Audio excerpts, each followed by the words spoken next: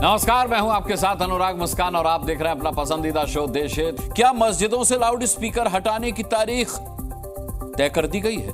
यह सवाल पूरे देश के लिए नहीं, सिर्फ महाराष्ट्र के लिए है, क्योंकि महाराष्ट्र की चुनावी लड़ाई में लाउड स्पीकर पर नए सिरे से लड़ाई छिड़ गई है।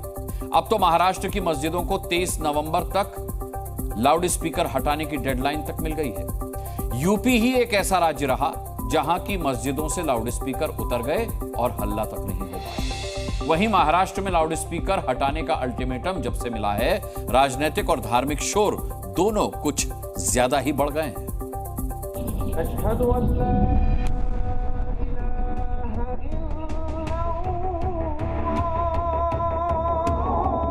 क्या मस्जिदों से अजान की आवाज बंद होगी? ये लाउड स्पीकर क्या अंत शुरू होने वाला है, इतना मैं आपको कहूंगा। मस्जिदों पर लगने वाले लाउड स्पीकर के अंत की भविष्यवाणी करने वाले ये नेता हैं नीतेश राणे। नीतेश बीजेपी के विधायक हैं। अब की बार इन्होंने मस्जिदों के लाउड स्पीकर के खिलाफ मोर्चा खोल दिया है। पांच बार ये जो कोई लाउड स्पीकर मस्जिदों के ऊपर बजते हैं, वो लाउड स्पीकर 23 नवंबर को ये लोग खुद ही निकाल दे, वरना 24 तारीख के बाद वो लाउड स्पीकर का कोई गारंटी रहेगी नहीं, इतना मैं आपको कहूंगा। नीतेश राणे ने महाराष्ट्र के मस्जिदों को 23 नवंबर की डेडलाइन दी है ताकि वो मस्जिदों पर लगे लाउड स्पीकर हटा लें। मतलब नीतेश राणे ने महाराष्ट्र के मस्जिदों को 15 दिनों का अल्टीमेटम दिया है। नीतेश राणे से पहले राज ठाकरे भी मस्जिदों के लाउड स्पीकर पर भड़क चुके हैं। अमरावती की चुनावी रैली में राज ठाकरे ने भी खुला ऐलान किया था कि महाराष्ट्र की जनता ने अगर उन्हें सत्ता सौंपी तो मस्जिद पर लाउड स्पीकर की कोई जगह नहीं होगी। तो राज ठाकरेचा शब्द आहे, उद्या तुम्ही माझ्या हातामध्ये जर या महाराष्ट्र राज्याची सत्ता जर समजा हातामध्ये दिली, एकाही मशिदीवरती एकही भोंगा तुम्हाला दिसणार नाही या महाराष्ट्रामध्ये। राज ठाकरे ने पहली बार नहीं बल्कि इससे पहले भी कई बार मस्जिदों पर लाउड स्पीकर लगाने का विरोध कर चुके हैं। उनकी पार्टी ने मस्जिदों पर लाउड स्पीकर का विरोध करने के लिए अपने दफ्तरों पर लाउड स्पीकर लगाकर हनुमान चालीसा तक बजवाई थी।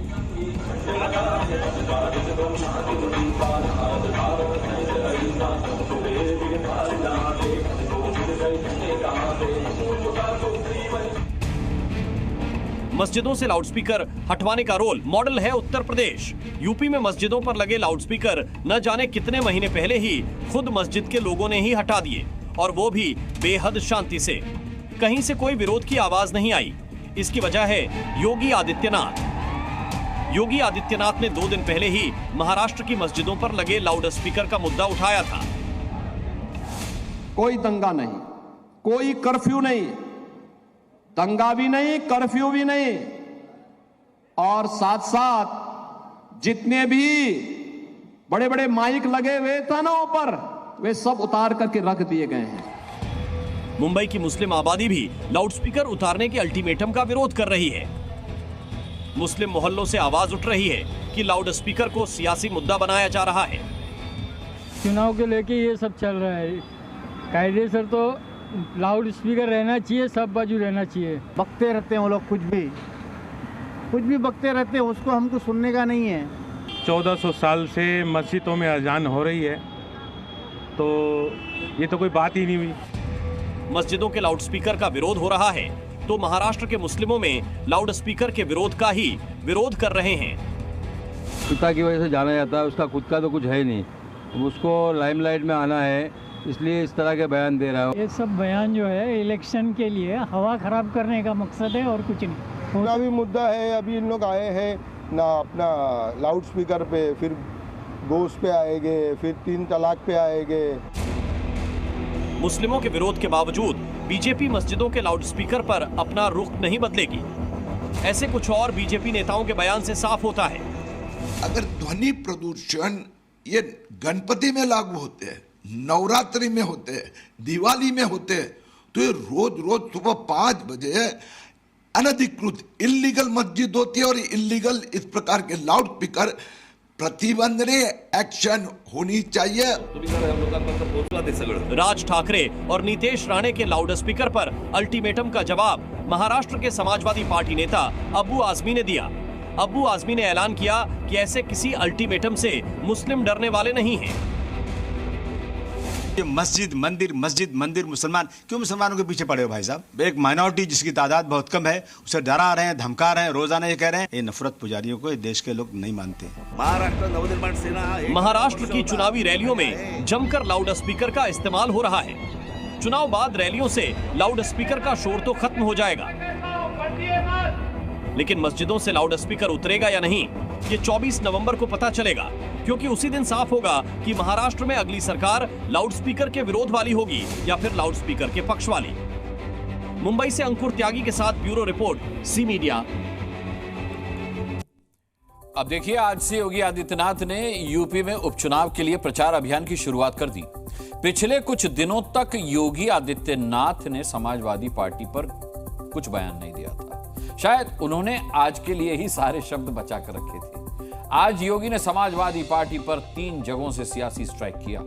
अखिलेश यादव की पार्टी की ओर से अभी तक योगी के हमलों का कोई जवाब नहीं दिया गया है। वहीं अखिलेश यादव ने आज एक बार फिर से राहुल गांधी की बेइज्जती कर दी। देखिए योगी आदित्यनाथ का फ्राइडे ब्लॉकबस्टर।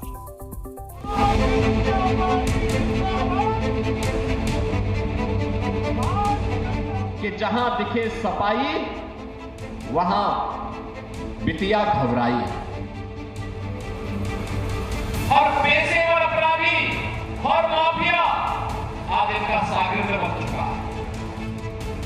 सपा की प्रवृत्ति है धोखा देना। इनके प्रत्याशी मुजफ्फरनगर दंगे का सरगना भी तो है। योगी आदित्यनाथ के ये बयान समाजवादी पार्टी के खिलाफ सिर्फ एक ट्रेलर हैं। चुनावी अभियान के पहले ही दिन मुख्यमंत्री योगी आदित्यनाथ ने अखिलेश यादव पर 3 तरफा प्रहार किया। हर गुंडा, हर दंगाई, हर पेशेवर अपराधी, हर माफिया आज इनका सागिर्द बन चुका है। योगी ने समाजवादी पार्टी के माफिया कनेक्शन पर जोरदार हमला बोला। त्योहार खत्म होते ही योगी ने अपनी चुनावी अभियान की शुरुआत की। पहले दिन योगी का फोकस था पश्चिमी यूपी और टारगेट थी सिर्फ और सिर्फ समाजवादी पार्टी। एक नारा चलता था और वह नारा होता था, जिस गाड़ी पर सपा का झंडा समझो बैठा है कोई। और बहनों और भाइयों, आज मैं कह सकता हूं कि जहां दिखे सफाई वहां बिटिया घबराई। पहले ही दिन योगी ने 3 विधानसभा सीटों के लिए चुनावी रैलियां की। इनमें मुजफ्फरनगर की मीरापुर सीट, मुरादाबाद की कुंदर की विधानसभा सीट और गाजियाबाद शहर की विधानसभा सीट शामिल थी। तीनों विधानसभा सीटों पर योगी ने अखिलेश यादव और उनकी पार्टी को घेरा। मुजफ्फरनगर की चुनावी रैली में योगी आदित्यनाथ ने 2013 के मुजफ्फरनगर दंगों की याद दिलाई और मीरापुर सीट से समाजवादी पार्टी के उम्मीदवार को दागदार बता दिया। याद करिए, ये वही समाजवादी पार्टी है और इनके प्रत्याशी मुजफ्फरनगर दंगे का सरगना भी तो है। और याद करिए, तब समाजवादी पार्टी की सरकार के मुखिया और आज के समाजवादी पार्टी के भी मुखिया उन दंगाइयों को अपने सरकारी आवास पे बुला करके सम्मानित कर रहे थे। बहनों और भाइयों, आपने देखा होगा ये पश्चिमी उत्तर प्रदेश मुजफ्फरनगर में समाजवादी पार्टी उम्मीदवार सुंबुल राणा है। सुंबुल राणा पूर्व समाजवादी पार्टी सांसद कादिर राणा की बहू है। कादिर राणा मुजफ्फरनगर दंगों के आरोपी हैं। कादिर राणा पर दंगे के लिए भड़काने का आरोप है। इसी साल जुलाई में कादिर ने दंगों के आरोप में कोर्ट में सरेंडर किया था। पिछले काफी वक्त से योगी आदित्यनाथ अखिलेश यादव और समाजवादी पार्टी के खिलाफ आक्रामक नहीं थे। शायद उन्होंने आज के लिए अपने शब्दों को बचाकर रखा था और एक एक कर कमान से सियासी बाण छोड़ रहे थे। ये लोग विकास के बैरियर हैं। गरीबों के विकास में ये लोग सबसे बड़ी बाधा है। गरीबों का अन्न हजम करने वाले लोग हैं। विकास की योजनाओं को डकारने वाले लोग हैं। बेरोजगार नौजवान के रोजगार को हड़पने वाले लोग हैं। क्योंकि पहले तो जब भर्ती निकलती थी तो भर्ती में सिपाही की सूची होती थी। योगी आदित्यनाथ सियासी हमला करें और कांग्रेस को बख्श दें, ये भला कैसे हो सकता है। चुनावी रैली में सीएम योगी ने एसपी और कांग्रेस के कभी प्यार कभी नफरत वाली दोस्ती पर भी निशाना साधा। सपा और कांग्रेस में भी तलाक हो रहा है, ये दोनों एक दूसरे को छोड़ रहे हैं। अभी तो देखो, अभी एक दूसरे को, अभी उनकी बात आगे बढ़ी है। हरियाणा में कांग्रेस ने समाजवादी पार्टी से कहा कि अपने औकात में रहो, यूपी से बाहर निकलोगे तो ठीक कर देंगे। महाराष्ट्र के अंदर भी कांग्रेस ने यही कहा सभा से कि अपनी सीमा का अतिक्रमण मत करो, नहीं तो जो बचा कुचा ये भी सब गायब हो जाएगा। और कांग्रेस को भी उत्तर प्रदेश में समाजवादी पार्टी ने ठन ठन गोपाल कर दिया, कुछ पैसा कुछ भी, कोई सीट नहीं। समाजवादी पार्टी और कांग्रेस की सियासी मजबूरी का जिक्र योगी ने क्यों किया, उसके लिए आपको वाराणसी में समाजवादी पार्टी के इस पोस्टर को ध्यान से देखना होगा। इस पोस्टर में अखिलेश यादव को कृष्ण और राहुल गांधी को अर्जुन के रूप में दिखाया गया है। इस पोस्टर के हिसाब से राहुल गांधी शिष्य हैं और अखिलेश यादव उनके गुरु। यहाँ भी अखिलेश यादव ने राहुल गांधी को अपने से कम ही आंका है। वैसे यूपी उपचुनाव का टिकट बांटने में भी अखिलेश यादव ने राहुल गांधी को कम ही आंका था, तभी तो अखिलेश यादव राहुल गांधी को उपचुनाव में सिर्फ 2 सीट ही दे रहे थे। दोनों फिर एक दूसरे के ऊपर आरोप प्रत्यारोप लगाएंगे, क्योंकि सपा की प्रवृत्ति है धोखा देने की। योगी ने आज समाजवादी पार्टी पर ट्रिपल स्ट्राइक की तो शनिवार को भी 3-3 चुनावी रैलियां करेंगे। योगी का टारगेट है वोटिंग से पहले ज्यादा से ज्यादा राउंड प्रचार, ताकि समाजवादी पार्टी के खिलाफ और बीजेपी के पक्ष में माहौल बनाया जा सके। ब्यूरो रिपोर्ट, जी मीडिया। वैसे देखा जाए तो इस बार उत्तर प्रदेश चुनाव में योगी आदित्यनाथ वर्सेस ऑल की स्थिति होने जा रही है। मतलब एक तरफ योगी होंगे और उनके सामने सारे विपक्षी नेता। देखिए, योगी आदित्यनाथ ने आज से यूपी उपचुनाव के लिए चुनावी अभियान की शुरुआत कर दी। आज उन्होंने 3 रैलियां की। उसके जवाब में अखिलेश के साथ साथ राहुल प्रियंका भी रैली करेंगे। अरविंद केजरीवाल भी रैली में आ सकते हैं। दोनों डिप्टी सीएम केशव प्रसाद मौर्य और ब्रजेश पाठक भी चुनावी रैलियां करेंगे, जबकि विपक्ष अपनी एकता दिखाने के लिए साझा रैली करेगा। योगी की सभी 9 सीटों पर चुनावी रैलियां होनी है। विपक्ष की साझा रैली 2-3 सीटों पर होगी। बीजेपी 7 सीटों पर, उसके सहयोगी 2 सीटों पर लड़ रहे हैं। सभी 9 सीटों पर समाजवादी पार्टी ने अपने उम्मीदवार उतारे हैं। योगी आदित्यनाथ यूपी उपचुनाव में ही नहीं बल्कि महाराष्ट्र चुनाव में भी हिंदुओं को बटेंगे तो कटेंगे का संदेश दे रहे हैं। लेकिन टाटा इंस्टीट्यूट ने एक ऐसे सवाल का जवाब तलाशा है जिसके बारे में अभी चर्चा नहीं हो रही थी। वो सवाल है कि हिंदू घटेंगे तो क्या होगा। टाटा इंस्टीट्यूट ने मुंबई पर एक रिपोर्ट जारी की है। इस रिपोर्ट के मुताबिक मुंबई में हिंदू आबादी घटती जा रही है और अवैध मुस्लिम घुसपैठियों की संख्या बढ़ती जा रही है। ये घुसपैठिए अवैध बांग्लादेशी और रोहिंग्या मुसलमान हैं।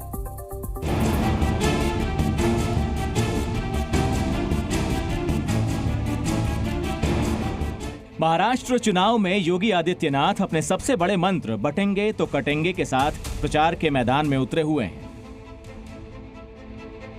लेकिन क्या आपने कभी सोचा है कि हिंदू अगर घटेंगे तो क्या होगा? आप भले ही इस बात पर विचार मग्न हो गए हों, लेकिन Tata institute of social sciences ने महाराष्ट्र को लेकर इसी पर एक रिपोर्ट पेश की है। टीआईएसएस का दावा है कि मुंबई में बांग्लादेशी और रोहिंग्याओं की संख्या तेजी से बढ़ रही है। यही नहीं, टीआईएसएस के मुताबिक वर्ष 2051 तक मुंबई में हिंदू आबादी घटकर 51% तक कम हो जाएगी।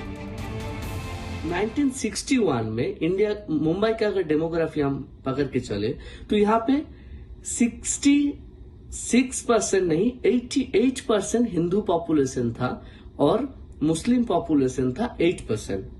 बट ए लास्ट 70 साल में आफ्टर इंडिपेंडेंस ये पॉपुलेशन का रिलीजियस कॉम्पोजिशन में ड्रास्टिक चेंज हुआ।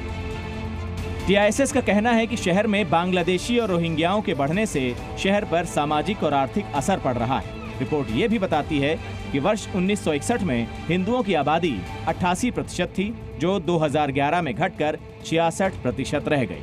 वहीं 1961 में मुस्लिम आबादी 8% थी, जो 2011 में बढ़कर 21% हो गई है।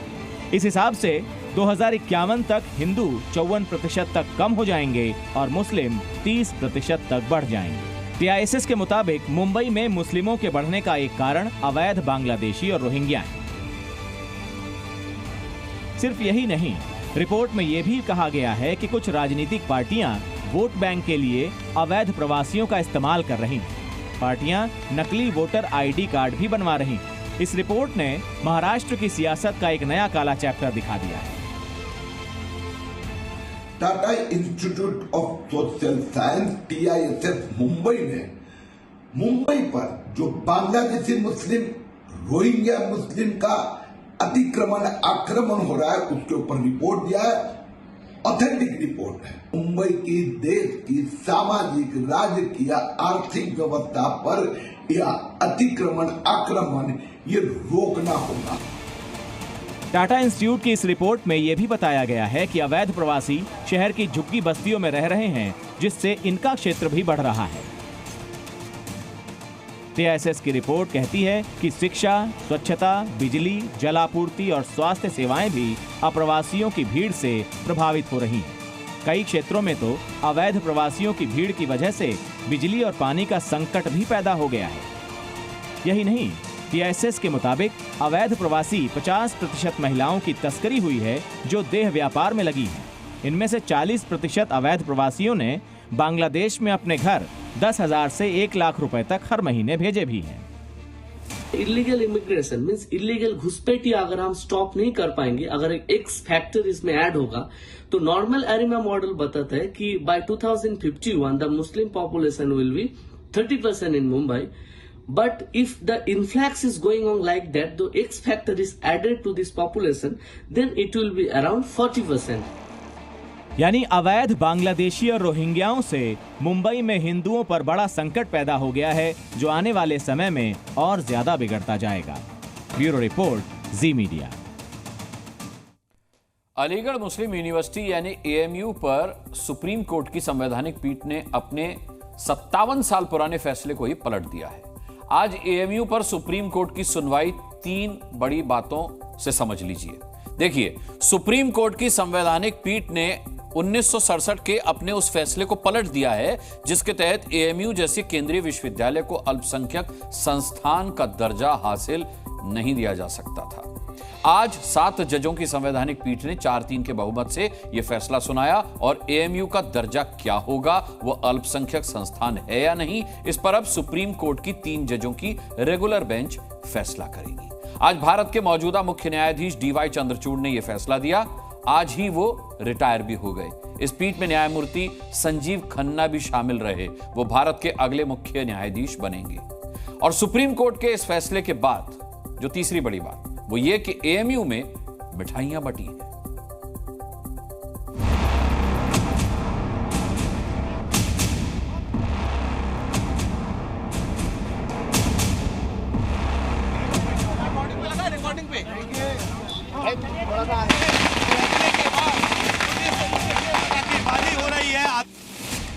सुप्रीम कोर्ट का फैसला आते ही AMU में भाईजान मिठाई बांटने लगे, साथ में पटाखे भी फूटे।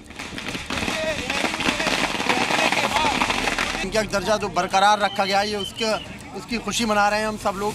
खुशी मनाई जा रही है, पर आगे क्या होगा ये सवाल पूछते ही जवाब आने बंद होने लगे। लेकिन अभी ये कोर्ट ने कहा है कि अब 3 जजों की बेंच आगे तय करेगी कि अल्पसंख्यक का दर्जा रहेगा या नहीं। उस पर अभी मैं कोई टीका टिप्पणी नहीं करूंगा। अलीगढ़ मुस्लिम यूनिवर्सिटी के अल्पसंख्यक दर्जे को लेकर घमासान 57 साल पहले ही शुरू हो गया था। अब सुप्रीम कोर्ट की 3 जजों की रेगुलर बेंच ये फैसला करेगी कि AMU अल्पसंख्यक संस्थान है या नहीं। इस बात की जांच होगी कि AMU की स्थापना किसने की, इसके पीछे किसका दिमाग था। अगर ये सामने आता है कि AMU के पीछे अल्पसंख्यक समुदाय था, तो आर्टिकल 30 के तहत AMU अल्पसंख्यक दर्जे का दावा कर सकती है। मामला अल्पसंख्यकों से जुड़ा है, इसलिए सबने बढ़ चढ़कर रिएक्शन दिया। हम लोगों के पास मोर देन इनफ हिस्टोरिकल और फैक्चुअल एविडेंसेस मौजूद हैं, जिससे कि ये बात आसानी से साबित की जा सकती है कि अलीगढ़ मुस्लिम यूनिवर्सिटी को मुसलमानों ने ही मुसलमानों की तालीम के लिए मुसलमानों के पैसे से और मुसलमानों के डोनेशन से ही कायम किया था। अलीगढ़ विश्वविद्यालय का योगदान देश के निर्माण में और देश के विकास में कम नहीं है।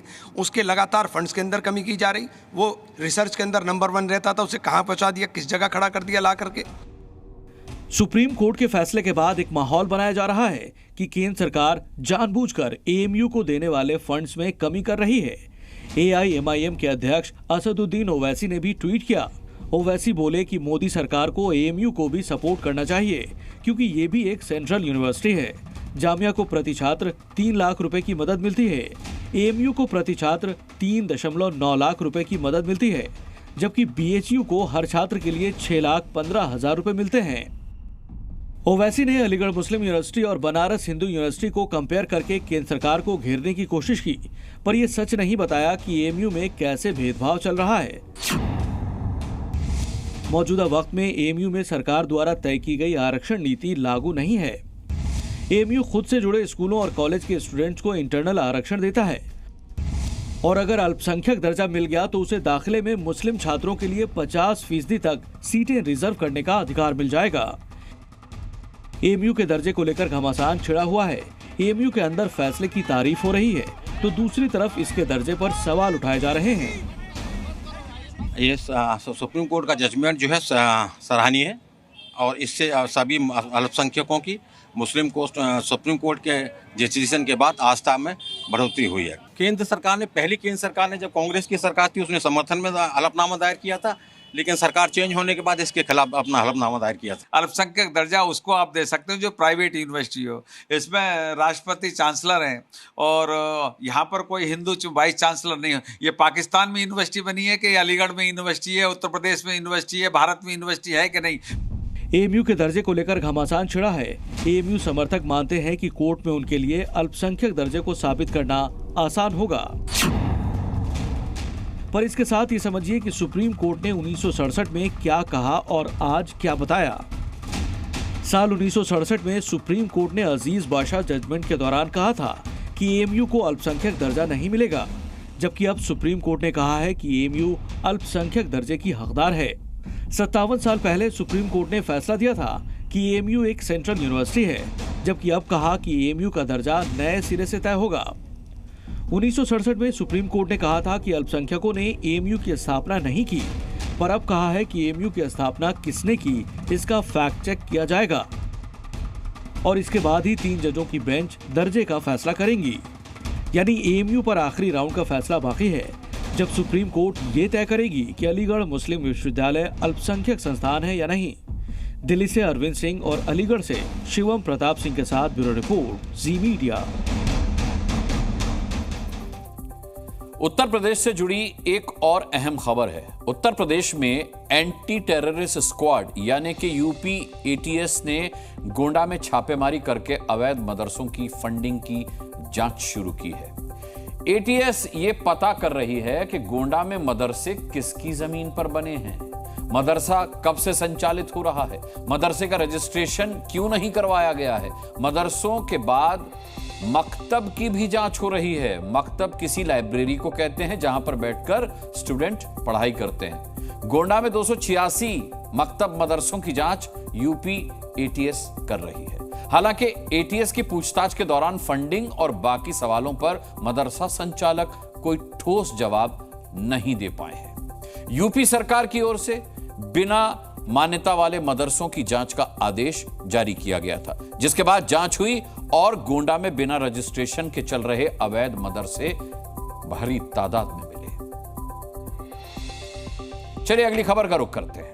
मुक्केबाज संतों ने सुलह कर ली है। प्रयागराज में कल साधु संतों के बीच झड़प हुई थी। संतों ने एक दूसरे पर मुक्के बरसाए थे, आपने देखा था वीडियो। इस मुक्केबाजी की वजह थी महाकुंभ में पहले नहाने की बारी किसकी होगी। आज भी अलग अलग अखाड़ों के साधु संत मेला क्षेत्र को देखने के लिए पहुंचे थे, लेकिन कल की घटना से सबक लेते हुए आज सब कुछ शांत रहा। और इस बीच एक अच्छी खबर यह आई कि जिन 2 अखाड़ों के बीच मारपीट हुई थी, आज उन्होंने अपनी शिकायत वापस ले ली।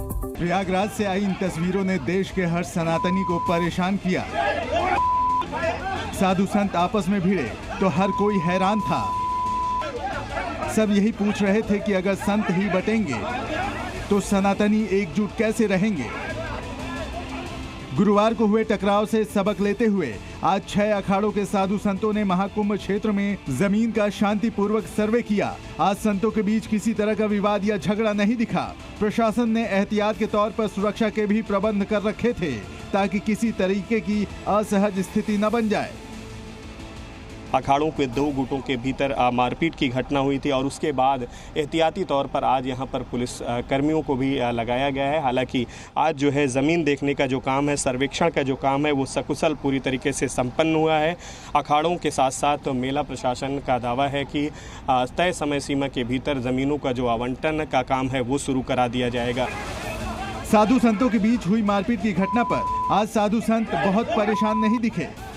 उन्होंने आरोप लगाया कि मारपीट की घटना प्लानिंग के तहत की गई थी। हालांकि ये प्लानिंग किसकी थी, ये किसी ने नहीं बताया। आज भूमि निरीक्षण का कार्यक्रम था और सभी वैष्णव अखाड़े, महानिर्वाणी, अटल और निर्मल अखाड़ा गंगा जी के तट पर आया है, भूमि क्षेत्र में आया है और भूमि का निरीक्षण किया है कि कहाँ अखाड़े के साधु महात्मा जगतगुरु रामानंदाचार्य बसेंगे, महामंडलेश्वर का वो कैसे कहाँ स्थिति जमीन दी जाएगी। साधु संतों के आपसी झगड़े पर मुस्लिम धर्म गुरुओं ने भी उन्हें नसीहत भेजी है। महाकुंभ की तैयारियां इलाहाबाद में हो रही हैं और वो पुरानी एक परंपरा है, सदियों से रही है और हिंदू समुदाय के लोगों ने वहाँ स्नान किया है और अभी करें, बहुत अच्छी बात है। लेकिन जो तस्वीरें सामने निकल के आ रही हैं, साधु संतों का आपस में मुकाबला आराई करना, लड़ना, एक दूसरे को धक्का मुक्की करना, मारपीट करना, ये साधु संतों का तो सेवा नहीं है।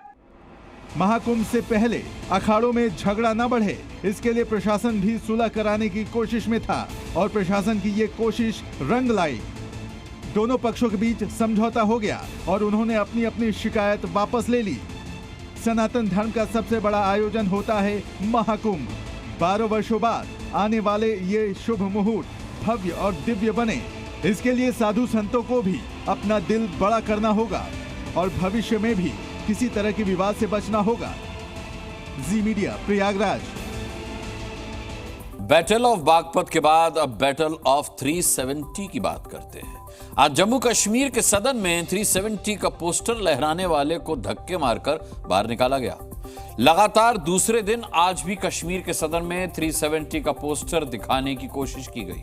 विवाद बढ़ा तो मार्शल्स ने उस विधायक को ही बाहर निकाल दिया। असल में कश्मीर में कुछ पार्टियों का एक गिरोह है जो 370 पर रुदाली यानी कि छाती पीटकर रोना जारी रखे हुए है, पर आज उन्हें उठाकर टांगकर पूरे सम्मान के साथ सदन से बाहर ले जाया गया।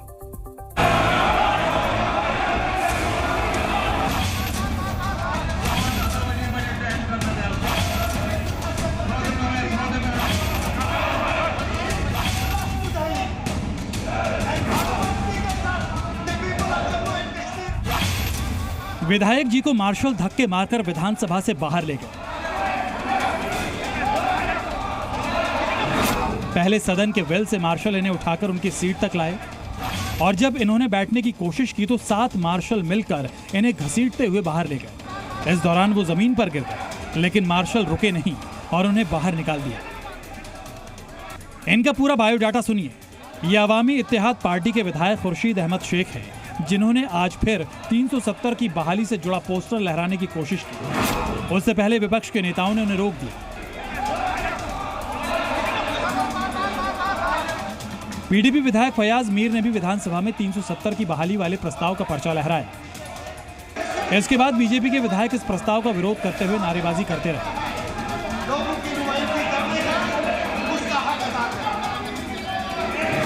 इसके बाद बीजेपी विधायक ने प्रस्ताव का पर्चा छीनकर फाड़ दिया और इसके साथ ही बवाल बढ़ गए। बीजेपी और पीडीपी विधायक गुत्थम गुत्था हो गए। हंगामे के बीच कुछ विधायक डेस्क पर भी चढ़ गए और उनके बीच हाथापाई भी हुई, जिसके बाद बीजेपी विधायकों को मार्शल ने उठाकर सदन से बाहर कर दिया।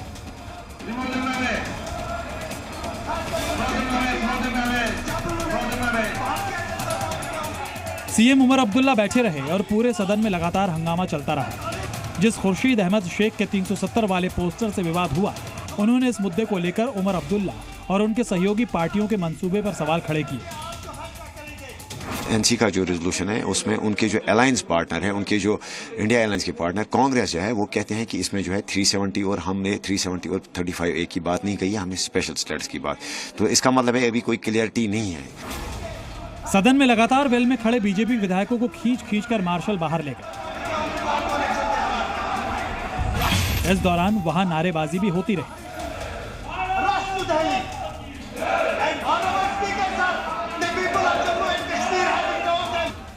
जो विधायक खुद से नहीं गए उन्हें कई लोगों ने कंधों पर उठाकर बाहर का रास्ता दिखाया।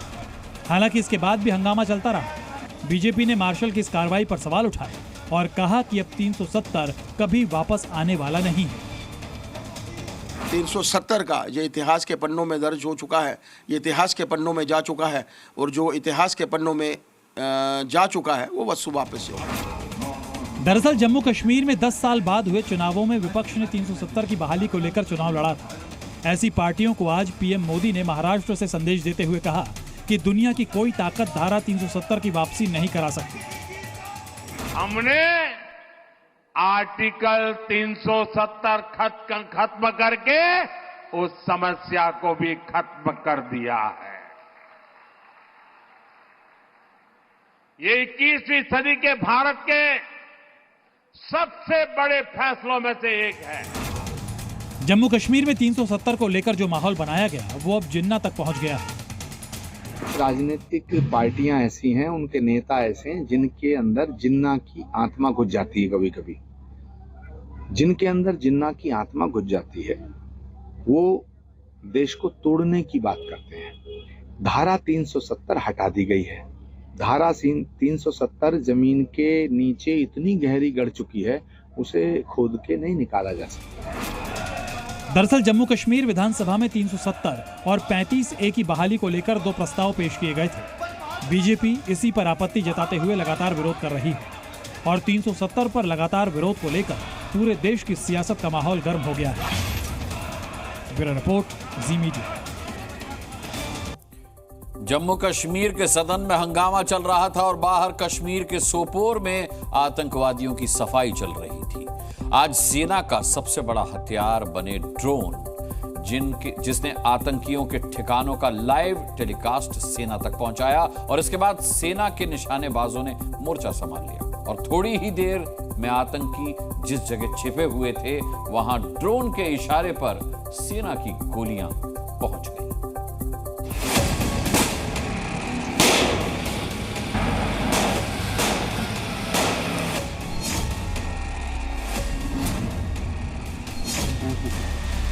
आर्मी ड्रोन ने आतंकियों की तस्वीर का लाइव टेलीकास्ट किया और मिनटों में टेररिस्ट का सफाया हो गया।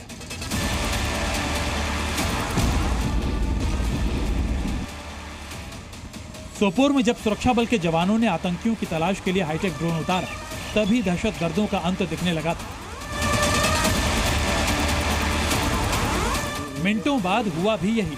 ड्रोन कैमरे में आतंकियों की तस्वीर जैसे ही नजर आई, सेना और सुरक्षा बल के जवानों ने उसी लोकेशन पर पूरी फायर पावर झोंक दी। ड्रोन कैमरे में कैप्चर हुई आतंकियों की तस्वीर देखिए। एक आतंकी ड्रोन की तरफ देखता है और तब शायद उसे ड्रोन में अपनी मौत दिख रही हो। आतंकियों की ये तस्वीरें सोपोर के पानीपोरा इलाके की। टॉप एंगल से आतंकियों का ठिकाना पता चलने के बाद सेना ने उनको खत्म करने के लिए ऑपरेशन शुरू किया।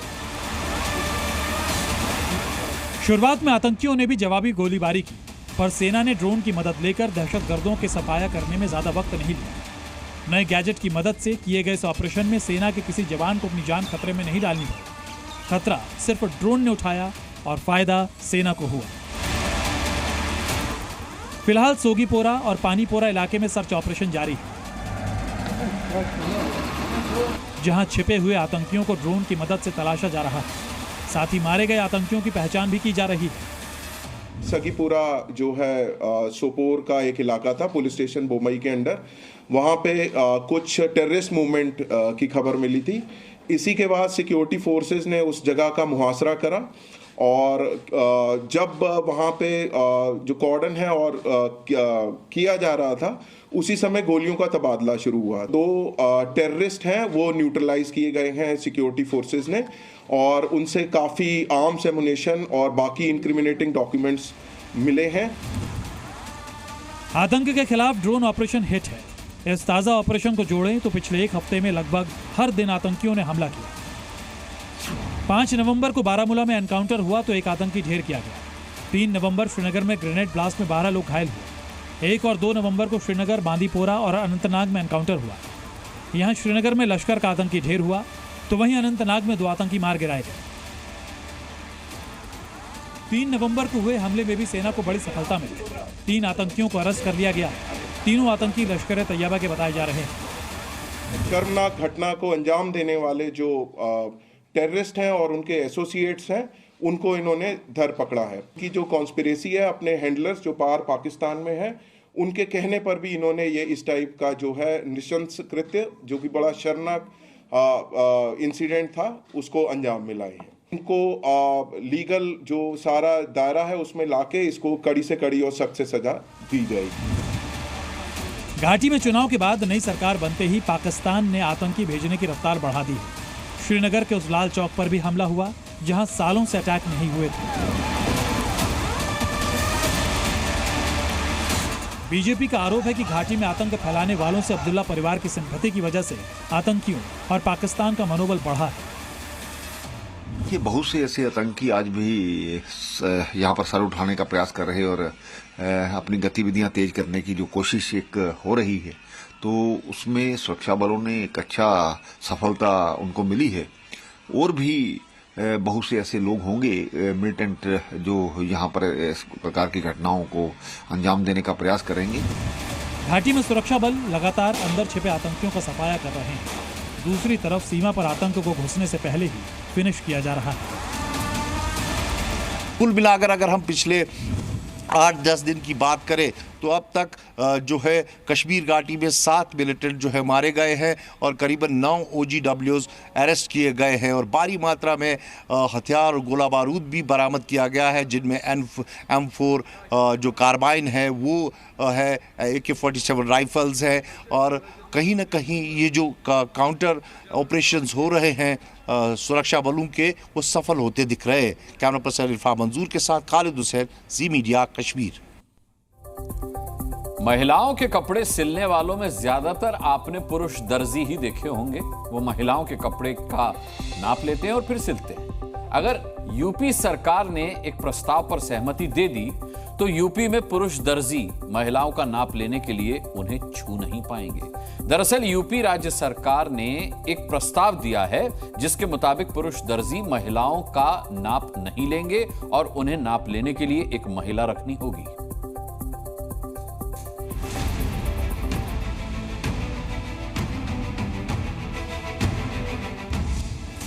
बरेली के रहने वाले मोहसिन इस मुस्लिम महिला के कपड़े का नाप ले रहे हैं। मोहसिन के लिए नाप से कपड़े बिल्कुल फिट बनते हैं, लेकिन मोहसिन नाप लेने के अपने इस हुनर को आगे दिखा पाएंगे या नहीं, इस पर आशंका के बादल मंडरा रहे हैं। दरअसल यूपी राज्य महिला आयोग ने महिलाओं की सुरक्षा के लिए ऐसे कई प्रस्ताव दिए हैं जिनको अगर अमल में लाया गया तो मोहसिन के आगे रोजी रोटी का संकट आ सकता है। प्रस्ताव के मुताबिक यूपी में कपड़े सिलवाने के लिए नाप लेने वाला टेलर पुरुष नहीं चलेगा। महिलाओं के कपड़ों का नाप सिर्फ महिला टेलर ही ले पाएंगी। प्रस्ताव में कहा गया है कि कपड़ों की दुकान में महिला कर्मी का होना जरूरी है। इतना ही नहीं, जिम और योगा सेंटर में भी महिला ट्रेनर रखे जाएं। ऐसे प्रस्ताव महिला आयोग ने दिए हैं। जिम का प्रस्ताव है, बुटीक का है, पार्लर का है। 99% जिम की बात करूं तो वहाँ जो ट्रेनर हैं वो लड़के ही हैं, लड़कियां नहीं हैं। जबकि मैं समझती हूँ कि आधी आबादी होने के नाते महिलाओं को चाहे तो वो सुरक्षा की दृष्टि से कहिए, चाहे वो रोजगार की दृष्टि से कहिएगा कि जिम है तो अगर वहाँ ट्रेनर लड़के हैं तो लड़कियां क्यों नहीं हैं। यूपी राज्य महिला आयोग के प्रस्ताव से सबसे ज्यादा परेशान मुस्लिम टेलर हैं, क्योंकि उन्हें लग रहा है कि ये फैसला उनकी कमाई पर असर डालेगा। नाप ले सकती हैं और बेहतर है नाप लें, लेडीज का लेडीज नाप ले बेहतर है। पुरुष कहाँ जाएंगे फिर? पुरुष जो भी काम करते हैं फिर वो कहाँ जाएंगे? उनका रोजी रोटी के कहाँ चलेगा? राज्य महिला आयोग की तरफ से ये प्रस्ताव योगी सरकार को भेजा गया है और इस प्रस्ताव को अगर योगी सरकार से मंजूरी मिलती है तो इसका बड़ा असर देखने को मिल सकता है। टेलर की दुकान है वहाँ पर माप लेने का जो काम है वो महिलाएं ही कर सकेंगी। जो पुरुष टेलर हैं वो महिलाओं का जो माप है वो नहीं ले सकेंगे। महिला आयोग ने ये जो प्रस्ताव है ये लागू कर दिया है और ये नियम उत्तर प्रदेश में लागू हो गए हैं। आप बताइए क्या कह रहे हैं? अरे तो ये भी तो रहता है कि जैसे मतलब कहीं पे अगर जैसे टेलर हैं तो जेंट्स हैं, लेडीज़ नहीं है, तब तो कस्टमर अगर आ रहे हैं तो नाप तो लेनी ही पड़ेगी। पुरुष दर्जी और जिम में पुरुष ट्रेनर के साथ साथ महिला को रखने का प्रस्ताव यूपी की बेटियों को पसंद आ रहा है। इस फैसले से कई लड़कियों ने खुशी जताई। बॉयज वहाँ ट्रेनर होते हैं तो पेरेंट्स अलाउ नहीं करते, ना ही गर्ल्स इतनी कंफर्टेबल होती है हम जिम में जाएं, क्योंकि इसकी वजह से गर्ल्स अपने घर में ही रहती हैं, बहुत सारी चीजें होती हैं। आई थिंक ये चीज सही है जो होनी चाहिए। क्या जेंट्स नाप लेता है तो लेडीज है कि बहुत कंफर्टेबल फील नहीं करती उस लेडीज, वो यही सोचती है कि हम लेडीज ही हमारा नाप लें। दरअसल यूपी राज्य महिला आयोग की पिछले दिनों बैठक हुई थी। इस बैठक में महिलाओं की सुरक्षा एवं उनके अधिकारों को लेकर चर्चा हुई। अब योगी सरकार इस प्रस्ताव की व्यवहारिता परखेगी तो उसके बाद कोई फैसला लेगी। लखनऊ से प्रीति श्रीवास्तव के साथ ब्यूरो रिपोर्ट, जी मीडिया। हिमाचल प्रदेश में हो गया है समोसा कांड। इस समोसा कांड की जांच प्रदेश की सबसे शार्प जांचकर्ताओं वाली टीम सीआईडी ने की। मामला बड़ा छोटा सा था लेकिन हिमाचल सरकार के लिए गंभीर था। पिछले महीने जब सीएम सुक्खू सीआईडी मुख्यालय गए तब उनके लिए समोसे मंगवाए गए थे, मगर सुक्खू के ये समोसे टेबल पर पहुंचने से पहले ही हो गए गायब। सीएम सुक्खू के समोसे गायब हुए तो इस पर सीआईडी जांच बैठ गई। सीआईडी ने बाकायदा इसकी जांच करके एक रिपोर्ट तैयार की है और बताया है कि यह समोसा कांड सरकार विरोधी साजिश है।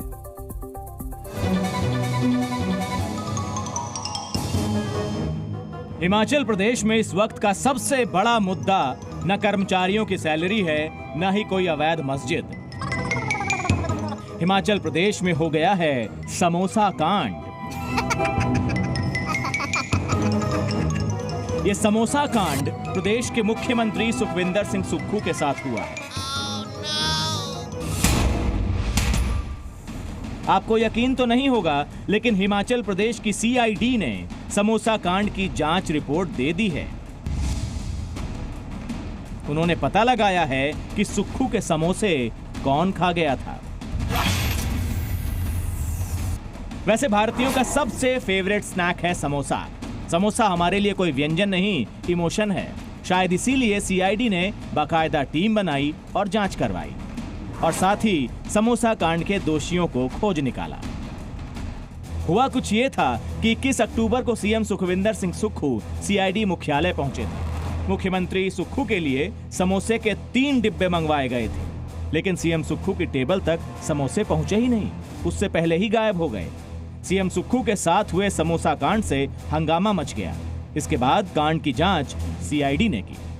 मतलब आप देखिए कि हिमाचल प्रदेश की सरकार किन मुद्दों पर सबसे ज्यादा गंभीर है।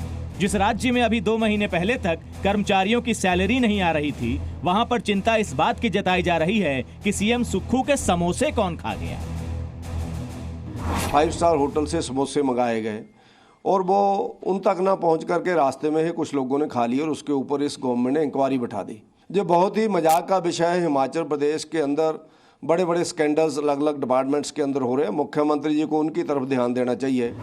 मुझे लगता है ये सरकार केवल और केवल मजाक का पात्र बन के रह गई है। जनता को जो सुविधाएं मिलनी चाहिए और जो नहीं मिल रही हैं उस पर इंक्वायरी होनी चाहिए। देखिए, हिमाचल प्रदेश में आज लगता है कि किसी प्रकार की कुछ सरकार नाम की चीज़ है ही नहीं। समोसों पर और टॉयलेट पर अटक कर रह गई। और इससे भी ज्यादा मजाकिया बात यह है कि सीआईडी ने अपनी जांच रिपोर्ट में समोसा कांड को सीआईडी और सरकार विरोधी बताया है। सीआईडी ने बाकायदा इस समोसा कांड पर जांच रिपोर्ट पेश की है, जिसमें उन्होंने समोसा कहां से आया, किसे मिला, किसने किसको दिया, किसने कहां रख दिया और किसने किसको परोस दिया, इसकी तक जानकारी दी है। लेकिन इस चिट्ठी में एक खास नोट लिखा हुआ है। इसी खबर के साथ देश हित में आज के लिए इतना ही। अब अगली मुलाकात तक अपना बहुत बहुत ख्याल रखिएगा। मुझे इजाजत दीजिए। नमस्कार। जी न्यूज़।